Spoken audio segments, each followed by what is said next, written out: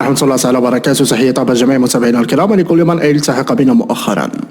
إذا متابعينا الكرام، عندنا واحد الخبر مهم ومهم جدا، هو خبر عاجل صدر قبل قليل، بيان رسمي لإدارة الدفاع الوطني وأيضا القوات المسلحة الملكية المغربية، حيث تم اليوم التوقيع على صفقة مهمة جدا مع شركة بوينغ الأمريكية، شركة بوينغ العالمية التي تقوم بإنتاج مروحيات الأباتشي الهجومية، أقوى مروحية هجومية في العالم حاليا. هذه المروحية التي قام المغرب باقتنائها بأحدث نسخة اللي هي مروحية أباتشي غارديان بنسخة فيستا، التي تعد الآن أحدث ما يوجد وأقوى ما يوجد في العالم. إذا المغرب قام باقتناء 36 مروحية من هذا النوع، لكن الاتفاقية التي تم التوقيع عليها اليوم متابعينا الكرام والتي أعلن عنها بشكل رسمي تهم نقل تكنولوجيا صناعة مروحيات الأباتشي إلى المغرب.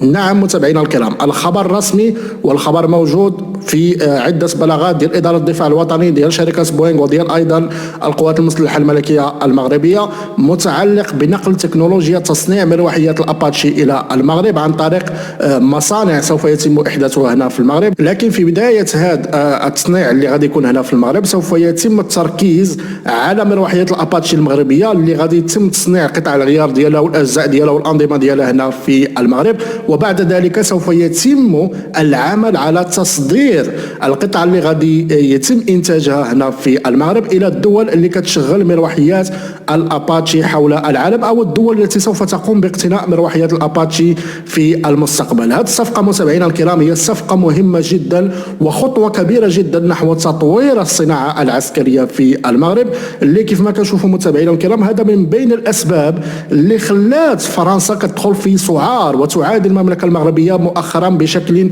يعني كبير وبشكل ملحوظ وبشكل مستفز إن صح التعبير، لأن المغرب الآن هو يركز على تطوير الصناعة العسكرية وليس فقط اقتناء المعدات، لأنه في السابق كانت تتم هناك عدة صفقات مع فرنسا مثلا، والآن المغرب أصبح يتجاهل فرنسا كليا، أصبح يتجه نحو مثلا إسرائيل، نحو الولايات المتحدة الأمريكية، ليس فقط نحو اقتناء المعدات العسكرية وإنما أيضا تصنيعها هنا في المغرب.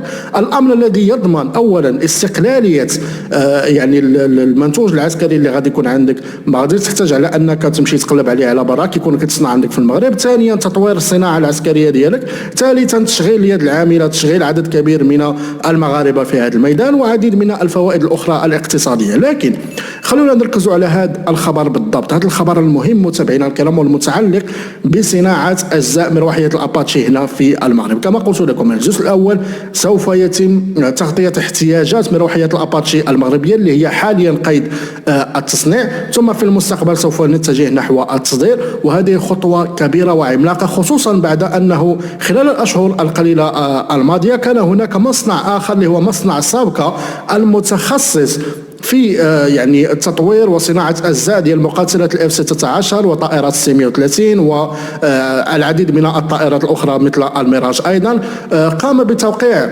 صفقه ايضا مع المغرب من اجل فتح مصنع هنا في المغرب لنقل التكنولوجيا ديالو، وغادي يكون اول مصنع خارج بلجيكا ديال شركه سابكا غادي يكون في المغرب. اذا خطوات كبيره جدا نحو تطوير الصناعه العسكريه. متابعينا الكرام هذا الموضوع غادي نتفصلوا فيه بشكل كبير جدا في القناة الثانية اللي مخصصها للمجال العسكري، غادي نتحدثوا في هذا الموضوع بشكل ممل جدا وفي يعني جميع التفاصيل ديالو.